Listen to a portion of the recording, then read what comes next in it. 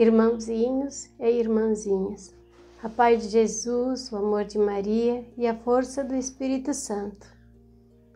Hoje eu vou falar mais um pouquinho, vou continuar narrando o que aconteceu conosco no início da nossa caminhada aqui em Porto Belo. A nossa vida ela estava continuando agora mais calma, com mais suavidade, não tinha mais tantas preocupações. E a nossa casinha aqui, onde eu estou agora, estava sendo construída. Então, todos os dias o meu padrasto, chamava ele de pai, seu Nelson, e o Cláudio levantando aqui as paredes. E então chegou até na laje, aqui em cima na laje. E nesse dia, o Wilson apareceu aqui para ajudar.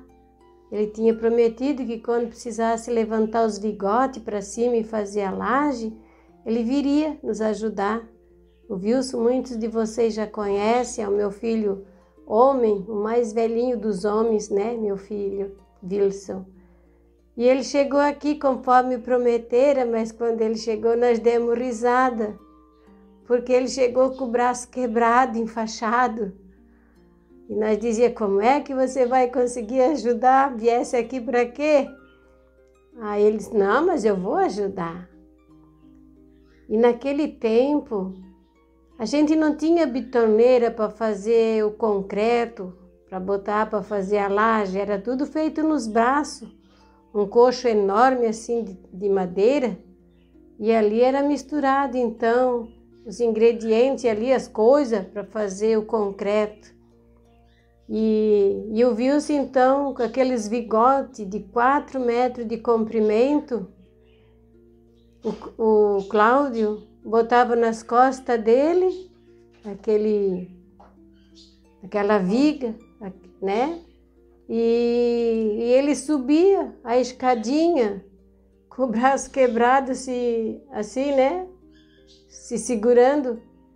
E conseguiu levar para cima todos aqueles vigotes pesadíssimos, que quem trabalha com isso sabe o quanto pesa.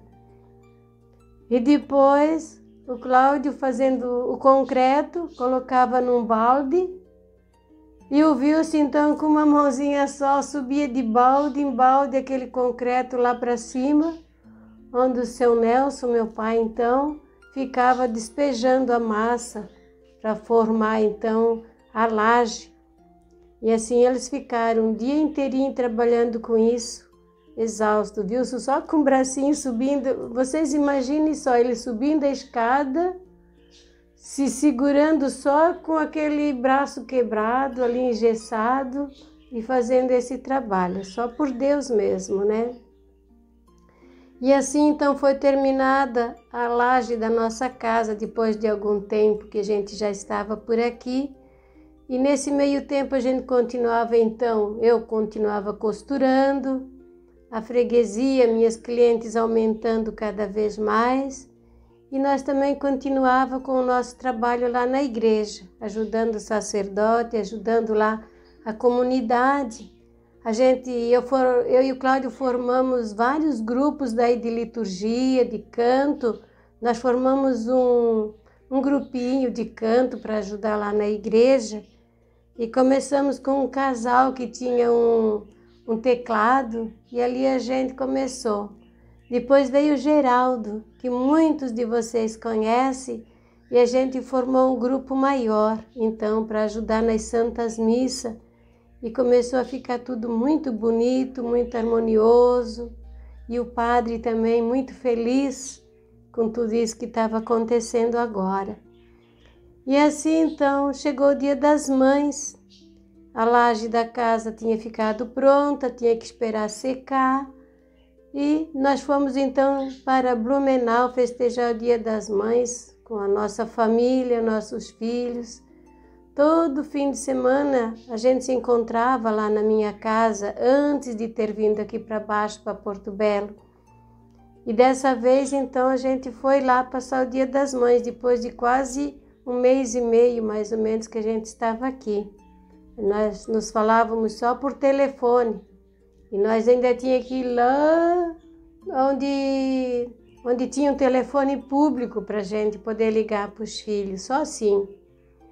E nós fomos então festejar o Dia das Mães lá com a família em Blumenau. Quando nós chegamos lá, o seu Nelson, ele tinha plantado uma parreira de machucho e tinha dado muitos maçuchos.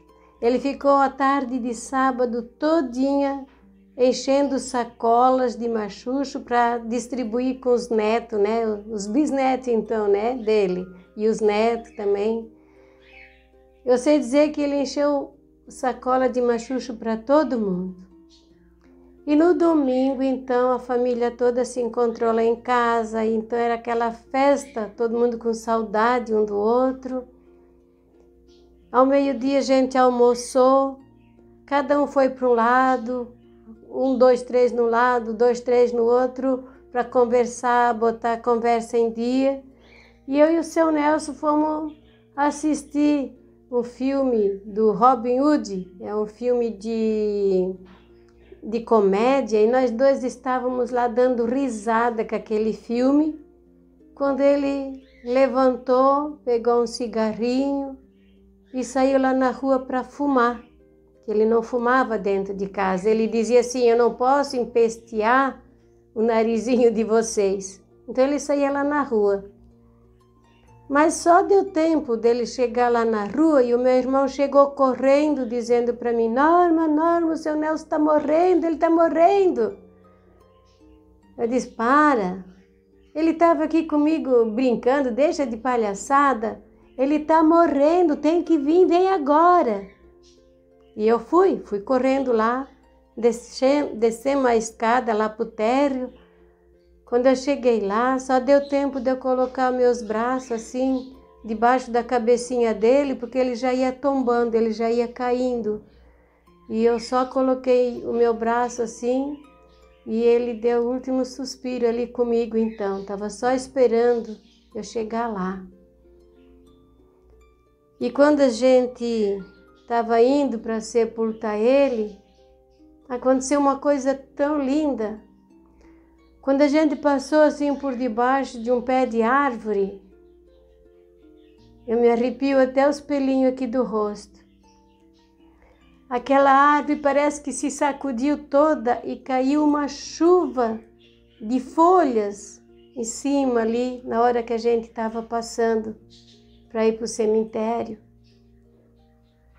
E então eu me lembrei que um dia antes da gente ir lá para cima, na sexta-feira, a gente foi sábado, na sexta-feira, eu e ele ficamos cavando a fossa, uma fossa enorme, e ficamos fazendo com aqueles tijolos maciços, porque antigamente não tinha fossa pronta.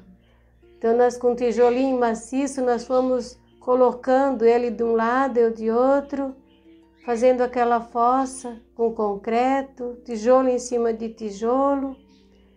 E quando a gente terminou, nós dois estávamos com água até no joelho, porque aqui tudo é mangue. A gente cava 1 metro, já tem mangue, já tem água, que é tudo mangue só, né? E eu fiquei lembrando disso, que talvez ele já estava sentindo alguma dor, mas dele nunca se queixava, ele nunca falava nada para nós e ajudou a gente a fazer o mais pesado. Ele queria deixar a gente aqui feliz com a nossa casinha. Então foi uma coisa muito linda que ele fez para nós. E assim a gente ficou lá mais um dia com a família e voltamos só nós 3 aqui para baixo, eu, a mãe e o Cláudio. E os dias foram se passando e um dia, quando nós estávamos almoçando novamente o Cláudio ficou muito branco e como se ele tivesse saído do nosso mundo. E a gente ficou olhando para ele e aguardando o que ele ia falar. E de repente ele olhou para mim, olhou para minha mãe e disse assim para ela: O seu Nelson veio aqui falar comigo. Ele apareceu e veio aqui falar comigo. Ele disse que é para a mãe rezar pela mãe e não por ele, porque ele já não ia mais se perder, mas ela sim estava correndo risco, que era então para ela rezar por ela. E eu e a mãe ficamos sem palavra. Ele também não sabia explicar o que estava acontecendo com ele, ele só disse que teve aquela visão. E assim foi passando os dias, tudo na mesma rotina, a Santa Missa, as orações, as 15 orações que nós fazíamos após o almoço, continuou tudo igual, eu costurando, né? E o Cláudio, então, como estava sozinho, não conseguiu fazer mais nada na casa, ela ficou parada. E outro dia, novamente, aconteceu a mesma coisa. E a gente ficou olhando, então, esperando para ver o que ele ia dizer para nós. E ele olhou novamente para minha mãe e disse assim: Mãe, o seu Nelson, ele veio novamente e ele disse que é para a senhora se confessar, fazer uma boa confissão, mas é para a senhora confessar os teus pecados, não o pecado dos outros. Confessar os seus pecados. Aí então a gente ficou novamente assim, só rezando, sem saber o que fazer. E o tempo foi passando. E a gente continuando as orações, até que chegou o mês de novembro. Mês de novembro, então, meu cunhado chegou para o Cláudio e disse: meu irmão, esse ano eu gostaria de passar as férias de Natal aqui na nossa casa com a minha família. Será que você poderia apressar a sua casinha para nós poder vir para cá? Então, nós ligamos lá para os meus filhos, para os meus genros, e nos fins de semana eles vieram e nós começamos então a levantar o telhado. Nós fizemos um tipo de um sote lá em cima, bem alto. As paredes assim da frente nós fizemos de madeira de caixaria, que a gente tinha tirado das caixarias. A gente esfregou, escovou e fizemos as paredes, as janelas lá de cima, as janelas aqui de baixo, as portas, tudo com madeira de caixaria, porque não tinha condições de comprar o que precisava para terminar a casinha. Compramos só então o que faltava para cobrir o telhado. E assim então ficou pronta a nossa casinha aqui dessa maneira. Mas Deus ele vê lá adiante. A Nossa Senhora, ela vê lá adiante o que vai acontecer. Então, um dia que eu estava atendendo uma freguesa, uma cliente lá para fazer, tirando as medidas para fazer a roupa dela, ela toda feliz disse para mim: ai, eu vou trocar toda a mobília da minha casa, vou fazer tudo, botar tudo novo, sob medida dessa vez. Ela disse: vai ficar tudo muito lindo. Aí eu perguntei para ela: e o que você vai fazer com os teus móveis, as coisas que você vai trocar? Ah, eu vou chamar um container ou um caminhão para levar embora.